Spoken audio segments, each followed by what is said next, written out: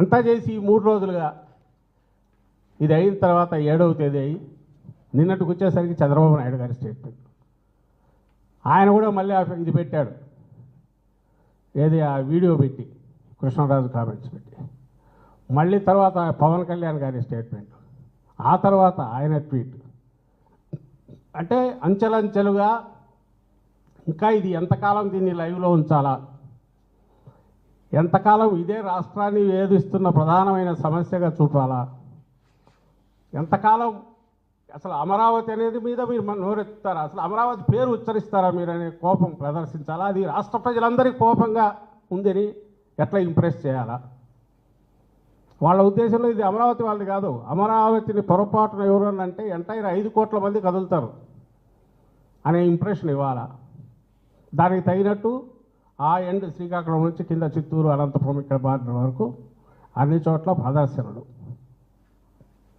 ఈ ఆర్గనైజ్డ్ కాక న్యాచురల్గా వచ్చినవా. ఈ ప్రాసెస్లో ఏం చేశారా వీళ్ళంటే ఇప్పుడే నాకు వచ్చి చూపిస్తున్నారు.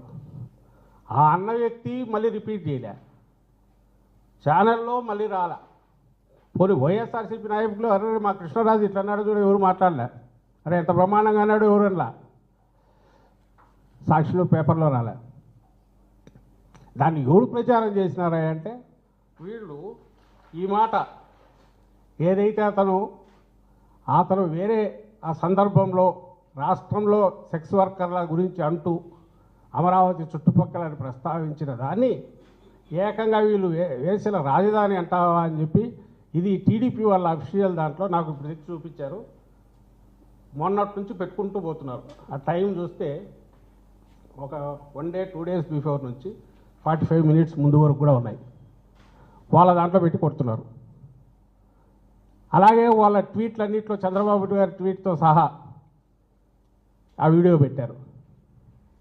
అమరావతి మహిళల పరువు మీరు తీస్తున్నారా మేము తీస్తున్నామా, మీరు తీస్తున్నారా ఆయన కృష్ణరాజు తీశాడా, మీరు తీస్తున్నారా కొమ్మినేని శ్రీనివాసరావు తీశాడా, ఈరోజు కూడా వదలకుండా ఆ ప్రచారం మీరు చేయడం ద్వారా దాన్ని రిపీటెడ్గా జనంలోకి పంపడం ద్వారా ఎవరు నిజంగా అమరావతి చుట్టుపక్కల ప్రాంతాల్లో ఉండే మహిళల గురించి కానీ లేదా రాష్ట్రంలో మహిళల పరువు ఎవరు తీస్తున్నారు. అతను ప్రస్తావించిన దానికి సంబంధించినంత వరకు రాష్ట్రంలో నిన్న కొమ్మినేని కూడా ప్రస్తావించాడు, సెక్స్ వర్కర్ల గురించి సంఖ్య దేశంలోనే ఉందంటూ టైమ్స్ ఆఫ్ ఇండియా రిపోర్టు దాన్ని మెన్షన్ చేశాడు, వేరే పత్రికల్లో వచ్చింది. రాష్ట్రంలో ఎక్కువ మంది ఉన్నారంటే రాష్ట్రంలో మహిళలను అవమానించినట్ట. ఎవడైనా తలకాయ ఉండేవాడు ఎవడైనా మాట్లాడే మాటేనా అది, లేదా పర్టికులర్ పరిసర ప్రాంతాల్లో కొంత ఎక్కువ ఉంటారు, లేదా హైవేస్ వెంబడి ఆ ఊరు దగ్గర ఎక్కువ ఉన్నారు, ఇక్కడ ఉంటే ఆ ఊరు మహిళలను అవమానించినట్ట. బట్ అయినా సరే మేము హర్ట్ అయ్యామని కొంతమంది వస్తున్నారు కాబట్టి వాళ్ళు క్షమాపణలు చెప్పారు, డిజోన్ చేసుకున్నారు, అది సమర్థనీయం కాదు, మీ ఎమోషన్స్ మేము అర్థం చేసుకున్నామని అంతగా చెప్పిన తర్వాత ఇంక్లూడింగ్ మీడియా సంస్థతో సహా దాన్ని ఒక ఇష్యూగా చేసి అదే సమస్య అన్నట్టు చేయడం సబబా. చంద్రబాబు నాయుడు గారు అడగాలన్నా కూడా ఎందుకు పెద్ద అనిపించట్లేదంటే ఆయన కావాలని చేస్తున్నాడు. నిజంగా ఆయన ఏదో ఆవేశం మీద ఊగిపోతూ చేస్తే ఏమండి అంత ఆవేశం ఎందుకు, ఇంతకంటే వేరే సమస్యలు లేవా అని అడగచ్చు.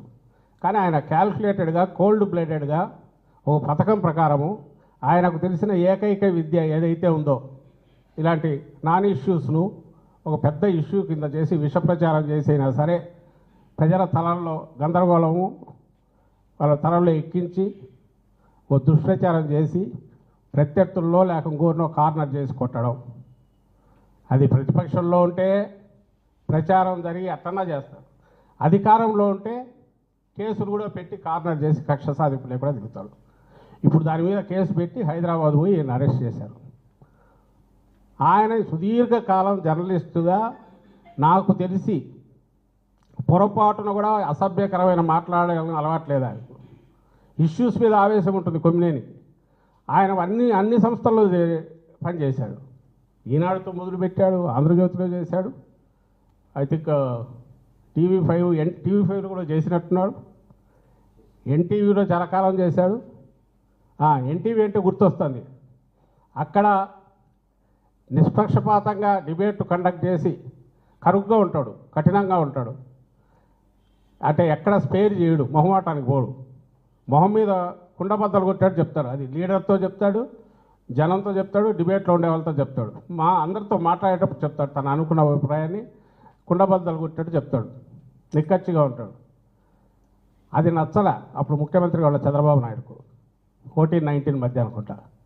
నచ్చక అప్పటికి సుదీర్ఘ ఎక్స్పీరియన్స్ ఉంటే అతన్ని తీసేంతవరకు పట్టుబట్టి తీయలేదని చెప్పి ఆ ఎన్టీవీ ప్రసారాలు కూడా కొద్ది కాలం నిలిపేసి బలవంతంగా తీయించిన వ్యక్తి ఈయన చంద్రబాబు నాయుడు గారు. తర్వాత ఆయన సాక్షికి వచ్చాడు. సాక్షిలో కూడా తాను అనుకున్న పద్ధతిలోనే చేస్తాడు తప్ప జగన్మోహన్ రెడ్డి గారు కూడా భారతమ్మ దాన్ని అలౌ చేశారు. ఎందుకంటే ఓ ప్లాట్ఫామ్ ఉండాలి, న్యూట్రల్గా ఉండాలి, ఒపీనియన్స్ డిఫరెంట్ ఇవి రావాలని. ఆయన ఇండిపెండెంట్గానే హ్యాండిల్ చేసుకుంటూ వచ్చాడు. ఎంతవరకు దేని మీద పోవాలి, వీళ్ళ మాదిరి ఉన్నారు కదా, తయారయ్యారు ఒక గ్యాంగ్. వాళ్ళ పేర్లు కూడా అనవసరం. ఆ అవతల ఉన్న ప్రచార ఛానల్, నేను ప్రసార ఛానల్ అన్నాను, వాటి ప్రాపగండా మెషిన్స్ అవి.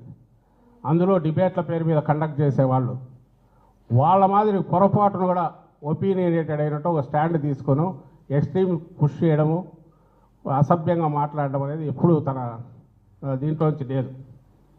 అలాంటి వ్యక్తి ఈరోజు నీ మీద తప్పుడు కేసు పెట్టి అరెస్ట్ చేశారు. పోయే కాలం వచ్చింది కాబట్టి ఇవి చేస్తున్నారు అనేది అర్థమవుతుంది. మేబీ పోయే కాలం 5 ఏళ్లకు తీర్పు ఇచ్చారు కాబట్టి ఇంకా 4 ఏళ్ళు ఉందని సంబరపడుతుండొచ్చు. కానీ ఎందుకు చేస్తున్నారు ఈ టైంలో?